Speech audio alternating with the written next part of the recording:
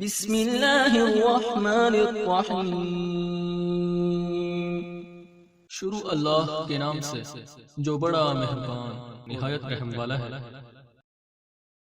اعوذ باللہ من الشیطان الرجیم، بسم اللہ الرحمن الرحیم، الحمد للہ والصلاۃ والسلام علی اہلہا، اللہم صلی علی محمد وآل محمد وعجل فرجہم۔ محترم ناظرین سامعین، السلام علیکم۔ آج کی نئی ویڈیو کے ساتھ حاضر خدمت ہے، میں ہوں علی روحانی اور آپ دیکھ رہے ہیں ہمارا آفیشیل یوٹیوب چینل۔ محترم ناظرین سامعین، آج کی ہماری ویڈیو کا موضوع صحیفہ کاملہ شریف کی ایک دعا جو امام زین العابدین علیہ الصلوۃ والسلام آل محمد علیہ السلام کا ذکر کرتے ہوئے پڑھا کرتے تھے جی۔ اور اس دعا کی بابت ہمارے لیے بہت زیادہ سامان ہدایت بھی ہے، سیکھنے کا سامان بھی ہے، سمجھنے کا بھی سامان ہے۔ اس لیے ائمہ طہار علیہ الصلوۃ والسلام کی دعائیں ہوں، ائمہ طہار علیہ الصلوۃ والسلام کے طریقے ہوں، سنتیں ہوں، یا ائمہ طہار علیہ الصلوۃ والسلام کی واعظ و نصیحت ہو، وہ صرف اسی موضوع کے اعتبار سے نہیں ہوتی کہ جس موضوع پہ آپ وہ واعظ و نصیحت یا وہ دعا فرما رہے ہوتے ہیں۔ وہ باب العلم ہے، یہ باب العلم کے وارث ہیں جی۔ وہ مطلب ہماری توجہ یا ہمارے سیکھنے کا سامان ہر پہلو سے اس دعا سے، اس بات سے، اس واقعہ سے نکل آتا ہے۔ مثال کے طور پہ آپ یہی جو آج دعا، مختصراً دعا 4 سے 5 سطور کی دعا جی، جو آل محمد علیہ السلام کے ذکر کرتے ہوئے آپ پڑھا کرتے تھے، اس دعا میں اگر آپ دیکھیں تو اس میں جو سب سے بڑی بات نکل کے آتی ہے، جو سب سے جو مرکزی پہلو نکل کے آتا ہے، وہ یہ ہے کہ سید سجاد علیہ الصلوۃ والسلام آل محمد علیہ السلام کا تعارف جو ہے، یعنی 2 سطور میں جو تعارف ہے، وہ کس حیثیت سے کروا رہے ہیں؟ کیا امام الہدا، ائمہ ہدا کے عنوان سے کروا رہے ہیں، یعنی ہدایت کے امام بعد نبی خدا صلی اللہ علیہ وسلم، ان سے دین سیکھا جائے گا، ان سے ہدایت لی جائے گی، ان سے اللہ رب العزت کے احکام کی بابت، اللہ کی توحید کی بابت، قرآن کی بابت، شریعت اسلامیہ کی تشریحات اور توضیحات کی بابت ان سے مدد لی جائے گی، سیکھا جائے گا، یا ان سے ہم جو ہے جناب علی یہ جو چیزیں سیکھنے کی ہیں، جو ان کا عنوان ہے، اس کو ایک سائڈ پہ رکھ کے ان سے ہم اولاد براہ راست طلب کر سکتے ہیں یا نہیں؟ یہ ویسے چھڑی ہیں، یا یہ اولاد دینے پہ قادر ہیں نہیں ہے، دعا سنتے ہیں نہیں سنتے، غم میں مصیبتوں میں براہ راست ان کو پکارا جا سکتا ہے نہیں پکارا جا سکتا؟ مطلب یہ چیزیں ہیں سیکھنے کے لیے یا ان کو بطور امام ماننے کے لیے جو ہمارا عقیدہ ہے وہ یہ ہے، یا یہ ہونا چاہیے جس کا تعارف جا بجا ائمہ طہار نے کروایا ہے اپنی تعلیمات میں، خصوصاً اس مختصراً سی دعا میں۔ یعنی میں یہ کہتا ہوں کہ اگر سید سجاد علیہ الصلوۃ والسلام سے ہمارا معاذ اللہ عقیدہ بڑا ہوا ہے، ولایت کے، محبت کے، مودت کے، عشق کے ہر عنوان سے جی، تو پھر تو ٹھیک ہے، پھر تو ہم وہ کام ضرور اپنے عقیدے میں وہ چیزیں شامل کریں اور وہ کام سر انجام دیں جو سید سجاد سے ہمیں، جن کا دور دور تک کوئی واسطہ نظر نہیں آتا، کوئی جن کی اصل نہیں ملتی جی۔ سید سجاد جو ہیں، دیکھیں ایک مرکزی نقطہ ہے، اس کو سمجھیے۔ سید سجاد علیہ الصلوۃ والسلام جو ہیں، وہ صحیفہ کاملہ شریف ان کا ایک تعارف تو ہے، اس میں کوئی شک نہیں، امام ہے، کربلا کے یعنی شاہد ہیں، کربلا کے بعد 35 سال تک امامت کا فریضہ سر انجام دیا ہے۔ لیکن سید سجاد کی خصوصیت میں یہ بھی شامل ہے کہ آپ نے جناب علی مرتضیٰ، جناب حسن مجتبیٰ، جناب سید الشہداء، 3 ائمہ طہار کے ساتھ زندگی کے اپنے سنہری دن گزارے ہوئے ہیں جی۔ تو اس لیے جو سید سجاد یعنی سب سے بڑا جو ان کا ہے وہ تو یہ ہے کہ واقعہ کربلا کے چونکہ عینی شاہد ہیں، متاثرین میں سب سے پہلا نمبر ہے آپ کا۔ آپ نے اپنے بابا جان کو کھویا، بھائیوں کو کھویا، چچا کو کھویا، جناب اپنے بابا کے اصحاب با وفا کو کھویا جی۔ آپ نے وہ سختیاں جھیلیں جو بعد از عاشور آپ کو قیدی بنا کے جو لے کے گئے، وہ سختیاں اور پھر سارا ماحول بھی، یعنی سید سجاد کو ایک مرکزی اس میں وہ درجہ حاصل ہے باقی ائمہ طہار کی نسبت کربلا کے حوالے سے۔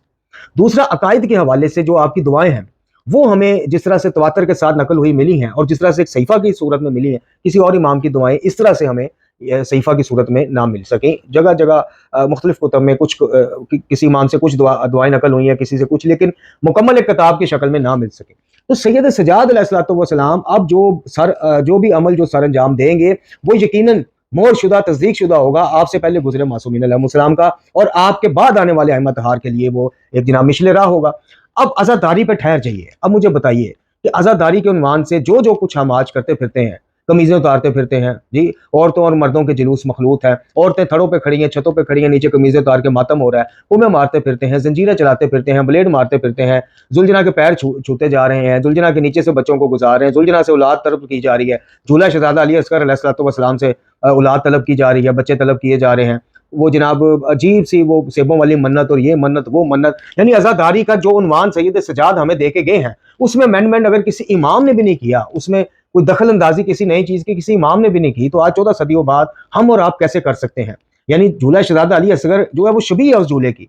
آپ اوریجنل جھولا جو ہے جس کی وہ شبیہ ہے اس سے بھی اولاد نہیں طلب کر سکتے. آپ براہ راست جناب شہزادہ علی اصغر علیہ السلام سے آپ جناب شہزادہ علی اصغر کے صدقے اللہ سے مانگ سکتے ہیں. جناب شہزادہ علی اصغر سے تو اولاد مانگنے کی کوئی کسی قسم کی وہ ہمیں نہیں ملتی کسی امام سے. بتائیے ائمہ اتحاد، بلکہ اسی صحیفہ کاملہ کو دیکھ لیجئے، اس میں طلب اولاد کی دعا ہے، طلب رزق کی دعا ہے، اولاد کے حق میں دعا ہے، دیگر دعائیں ہیں. میں اس لیے بار بار کہتا ہوں کہ کسی ایک جگہ تو ہمیں صحیفہ کی دعاؤں میں ملے کہ جناب یہ 57 58 55 جتنی بھی یہ دعائیں ہیں جناب، ان میں سے یہ دیکھیں یہ ایک دعا ایسی نکل آئی ہے کہ جس میں آپ نے یہ عقیدہ ہمیں سکھایا ہے کہ چونکہ یہ بارگاہ الہی میں ہمارا وسیلہ ہے، بے شک ہے، لیکن وہ ہدایت کے عنوان سے ہے. جی تو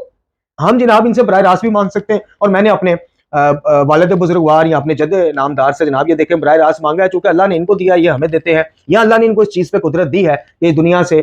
تشریف لے جانے کے بعد بھی جناب براہ راست ان کو پکارا جائے اور ان سے مدد کسی ایک دعا میں غم کو ہٹانے کے لیے، مشکلات کو دفع کرنے کے لیے. سید سجاد کا زیادہ وہ ہے یا ہمارا زیادہ ہے کہ وہ جناب علی مرتضیٰ علیہ السلام کے یا علی مدد کہہ کے پکارے، یا ہمارا زیادہ ہے؟ یعنی بات پھر وہی عقیدے کی ہے. اگر آپ کہتے ہیں کہ جی نہیں سید سجاد نے پکارا یا نہیں پکارا، ہم نے پکارنا ہے، تو پھر اس کا مطلب واضح ہے کہ ہم بادی النظر میں یہ سمجھانے کی، یہ پیغام دینے کی کوشش کر رہے ہیں کہ ہمارا عقیدہ معاذ اللہ ان سے بڑا ہوا ہے. اگر ہم کہتے ہیں کہ اللہ تعالیٰ سے ہمیشہ طلب کیا، کوئی بھی حاجت ہے، جوتے کا تسمہ بھی معصومین طلب کرنا سکھاتے تھے تو اللہ سے، اور آپ کہتے ہیں کہ نہیں کوئی بات نہیں، اللہ چونکہ ان ہستیوں سے راضی ہے، یقیناً راضی ہے، اس میں کوئی شک نہیں، لہٰذا جناب ان کے شبیہات سے، یعنی ان سے مانگنا تو دور کی بات ہے، ان کی شبیہات سے بھی منتیں مانگ لیں تو ایک ہی بات ہے. تو پھر آپ معاف کیجئے گا، پھر آپ واضح اعلان کیجئے کہ غالی اور نصیری بھی جو ہے وہ آپ کے بچے ہیں. یعنی یہ جو نام نہاد آج کل کی شیعت ہے جس طرف لوگوں کو لگایا جا رہا ہے، پھر آپ کہیں کھل کے کہیں کہ نصیری اور غالی کیا چیز ہے. یہ دیکھیں ہم نے سید سجاد سے بڑھ کے ایک طریقہ شارٹ کٹ ڈھونڈ لیا. یعنی سید سجاد نوافل ادا کرتے تھے کسی مسئلے کے لیے، بلکہ تمام ائمہ اتحاد روزے رکھتے تھے، یہ لمبی لمبی دعائیں مانگتے تھے. آپ نے جناب آج یہ 14 صدیوں بعد جو شارٹ کٹ ڈھونڈا ہے، شارٹ کٹ جناب سمپلی کیا جانے گا لے، تو بس بات ختم ہو گئی. پھر آپ زبان سے کہیے نہ کہیے، بات ایک ہی ہے کہ آپ نے جناب یہ ثابت کر دیا کہ آپ معاذ اللہ آپ کی تحقیق اور علم بھی ان سے بڑا ہوا ہے، جناب سید سجاد سے تھے، آپ کا عقیدہ بھی ان سے بڑا ہوا. اگر نہیں، اور یقیناً نہیں، یہ تو ہم سمجھانے کے لیے بات کر، تو پھر آ جائیے اس منہج پر، پھر آ جائیے عقائد کے معاملے میں، دین کے معاملے میں، شریعت کے معاملے میں ہم اپنی مرضیاں، اپنی پسند ناپسند کو سائڈ پہ رکھ دیں، دفن کر دیں، اور یہ اعلان کریں کہ ہم جناب کسی بھی بڑے نام کو نہیں دیکھیں گے. ہم کسی بھی جناب جو غیر معصوم کوئی بھی مذہبی شخصیت ہے، ہم اس کو تب تک فالو کریں گے جب تک وہ ہمیں قرآن اور اہل بیت کے تعلیمات کے مطابق چلائے گا. اور ہم کسی کو معصوم کا درجہ نہیں دیں گے کہ پلٹ کے ہم سوال نہ کر سکیں. حالانکہ معصوموں سے سوال دشمن نہیں دوست اصحاب ان سے چاہنے والے بھی کرتے تھے. کیا امام جعفر صادق علیہ السلام سے جتنے سوال و جواب ہوئے وہ صرف دشمنوں غیروں نے کیے؟ نہیں، اپنوں نے بھی کیے سیکھنے کے لیے. تو جب ائمہ سے سوال ہو سکتے ہیں، ائمہ سے پوچھ سکتے ہیں، تو یہ جو رائل سٹیٹس ان کو دیا ہے جناب، کوئی رائل ہستی شاہی شخصیات کا، کہ جناب ان کی شان میں توہین ہو جائے گی کہ اگر ان کا کوئی مسئلہ سمجھ نہیں آیا، ان سے پلٹ کے سوال کر لیا، تو پھر یہ عقیدہ کہاں سے آیا؟ تو ہم آپ کو دعوت دیتے ہیں، آئیے صحیفہ کاملہ کے منہج پر اس کی دعاؤں کو پڑھیے، ترجمہ پڑھیے، اس سے پھر آگے جائیے نہج البلاغہ پہ، اور اس سے آگے پھر قرآن پہ، اور پھر ان تینوں کی اینک لگا کے اپنے موجودہ شیعت کو دیکھیے، اپنے موجودہ قائد کو دیکھیے، اور اپنے موجودہ جناب منت ماننے کے اور مدد مانگنے کے طریقوں کو دیکھیے. اگر آپ سمجھتے ہیں کہ ٹھیک ہے آپ جواب دے لیں گے تو بسم اللہ فبہا، ہمیں کیا اس چیز کا وہ ہے. اور اگر آپ سمجھتے ہیں کہ نہیں ایسا نہ ہو کہ ائمہ اتحاد ہمیں پہچاننے سے انکار کر دیں، چونکہ وہاں پہ پہچانا جائے گا شیعوں کو ان کی علامتوں کے ساتھ، خصوصیات کے ساتھ، صفات کے ساتھ، اور وہ صفات انشاءاللہ ہماری 2-4 دن تک کتاب آ جائے گی، یہ ہے مومن، اس میں آپ کو پتہ چل جائیں گے کہ صفات مومن کیا ہیں اور ہم کیا سمجھے بیٹھے. ہم سلام کے بعد یا علی مدد کہنے سے ہی مومن ہو گئے جی ماشاءاللہ،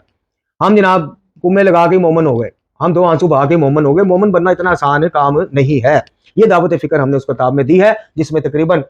20 یا 20 سے زیادہ آیات قرآنی، صحیفہ کاملہ اور نہج البلاغہ اور دیگر جامع الاخبار جو احادیث کی کتاب ہے شیخ صدوق کی، اس سے کچھ روایات آپ کی خدمت میں پیش کی ہیں. انشاءاللہ امید ہے کہ جب وہ کتاب آئے گی اس کو پڑھنے کے بعد آپ ضرور اس طرف متوجہ ہوں گے کہ ہم ہیں مومن یا یہ ہے مومن جس کا ذکر قرآن میں ملتا ہے، نہج البلاغہ اور صحیفہ کاملہ میں ملتا ہے. تو یہ دعوت لیتے جائیے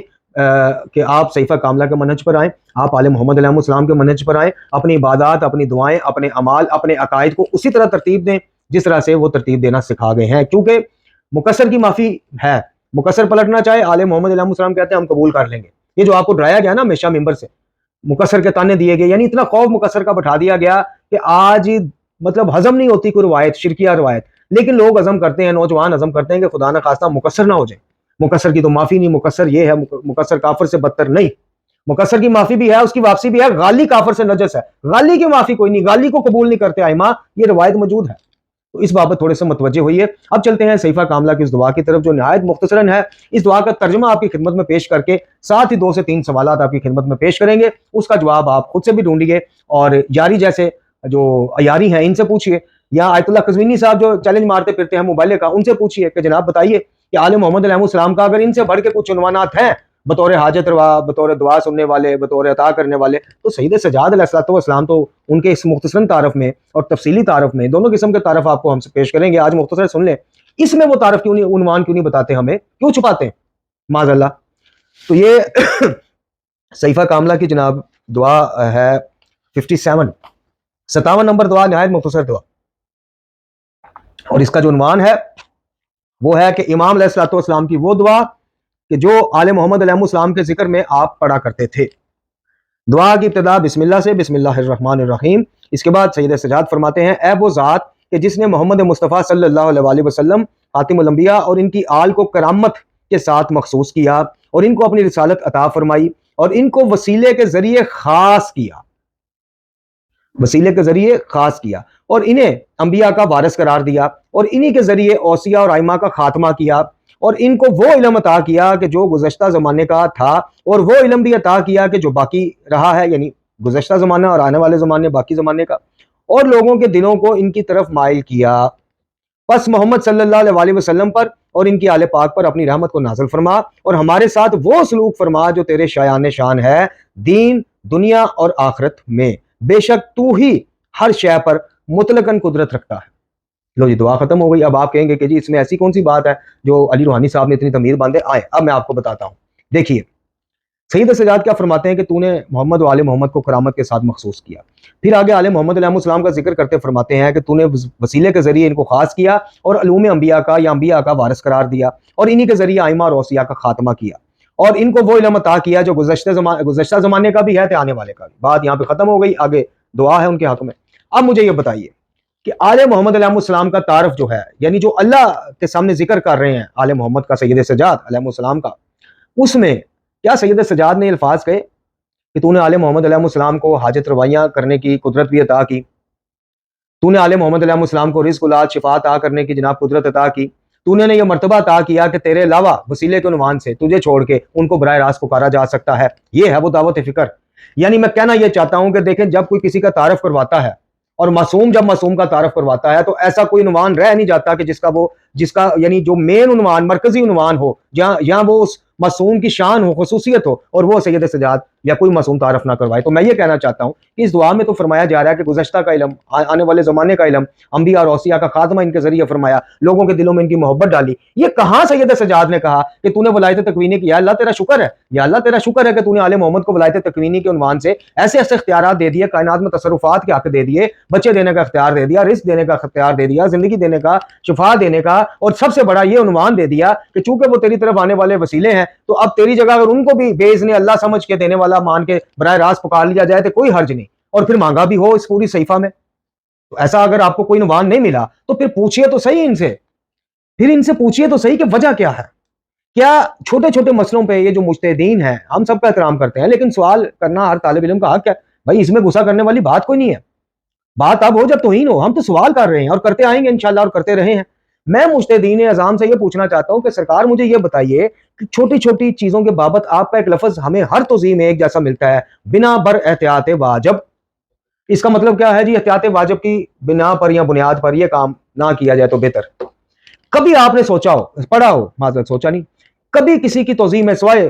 2-3 موحدین جو ہیں جن میں قبلہ آیت اللہ محمد صاحب نجفی ڈاکو صاحب مرحوم اللہ مقامہ ہوا، اللہ ان کے درجات بلند کرے، ان کو چھوڑ دیں یا ان جیسے 2-3 جو ہیں ان کو چھوڑ دیں، مجھے بتائیے کہ کبھی آپ نے یہ جو نیٹ پہ بھی ان سے سوال پوچھے جاتے ہیں کہ جی یا علی مدد کہنا کیسا ہے، ائمہ سے براہ راست مدد مانگ، کبھی آپ نے کسی کا جواب یہ پڑھا ہو کہ بنا بر احتیاط واجب نہ کہنا چاہیے کیونکہ ائمہ نے نہیں کہا؟ اس کی دلیل یہ دینا کہ ائمہ نے نہیں کہا، اگر کہا ہوتا تو ہم بھی ہاں ان کا واسطہ اور وسیلہ اللہ کو پیش کریں، ان سے اللہ کے حضور اپنے گناہوں کی معافی کی درخواست کریں یا شفاعت یہ کریں گے، وہ علیحدہ معاملات ہیں۔ براہ راست حاجات مانگنے کی بات نہیں، کسی کی توضیح میں آپ نہیں پڑھیں گے کہ بنا بر احتیاط واجب۔ ہاں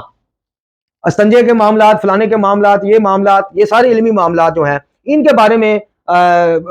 کمائی کے بارے میں، خمس کے بارے میں، زکوٰۃ، اس طرح کی دیگر، اس میں آپ کو یہ لفظ کہیں نہ کہیں پھر مل جائے گا پڑھنے کو، بنا بر احتیاط واجب یہ کام نہ کیا جائے۔ عقائد کے ضمن میں جو سب سے، جس کی معافی کوئی نہیں، یعنی جس کے بارے میں کہا گیا کہ شرک معاف نہیں ہونا،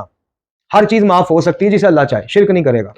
اس کے بارے میں یہ بنا پر احتیاط واجب کدھر چلا جاتا ہے؟ یہ آپ بتائیے، یہ آپ پوچھیے وجہ کیا ہے؟ وجہ پھر وہی پیچھے جانا پڑے گا. وجہ پھر وہی ہے کہ جناب جو مجتہد اپنے مقلدین کے عقائد کے برخلاف فتویٰ دے دے گا، ناراض کر لے گا، وہ پھر بڑے زیادہ معاملات سے ہاتھ دھو بیٹھے گا. آپ سمجھ جائیں آگے. اب بہت زیادہ رسیدیں جو کٹ کے جاتی ہیں وہ پھر رک جائیں گی، بہت زیادہ چیک جو ڈپازٹ ہوتے ہیں ختم ہو جائے گا، بہت زیادہ مدارس جو ہیں پھر زیر تعمیر ہی رہیں گے. یعنی قصہ مختصر کہ خالق کو ناراض کر کے مخلوق کو خوش کیا جائے بنا بر احتیاط واجب تو ٹھیک ہے. اور اگر کچھ ایسے بھی سٹینڈ لے جاتے ہیں ڈکو صاحب جیسے کہ جو مقلدین کی تعداد سے ان کو کوئی لینا دینے کوئی نہیں جی، وہ خالق کی خوشنودی کے لیے پوری مخلوق کو ناراض ہوتی ہے تو ہے. اور اس طرح کے اور بھی بہت زیادہ ہیں، بہت زیادہ ایسے نام ہیں، ایران کے بھی ہیں، پاکستان میں ذاتی پرستی صاحب والا مقامہ ہوئے ہیں، اور علماء ہیں، نکن صاحب آپ دیکھ لیں، دیگر ہیں، یہ گنے چنے انگلیوں پہ چنے جا سکتے ہیں. تو یہ جناب مختصراً دعا تھی اور مختصراً دعوت فکر تھی. اللہ تعالیٰ ہمیں ان چیزوں کے بارے میں تدبر دے کے تدبر اور تفکر کے بارے میں روایات آپ کی خدمت میں پیش کریں، آپ کے ہوش اڑ جائیں. یعنی اتنی عظیم عبادت قرار دیا گیا ہے عقائد میں، دین میں، شریعت میں، اسلام میں تدبر کرنا. جب مومن تدبر کے لیے بیٹھتا ہے تو کیا فرشتے کس طرح سے اس کا اظہار کرتے ہیں، یہ روایات آپ پڑھ لیجئے گا، تدبر کیجئے، تفکر کیجئے، شخصیت پرستی سے نکلیے. یہی یاری جیسے لوگ جو ہیں یہ آپ کو قیامت والے دن، یاری تو شاہی کوئی نہیں، بہرحال بڑے بڑے مجتہدین، بڑے بڑے بزرگ، بڑے بڑے جناب اوصیاء اولیاء عقائد میں کے یعنی شرک اور توحید کے معاملات میں جکڑے شخص کو، پھنسے شخص کو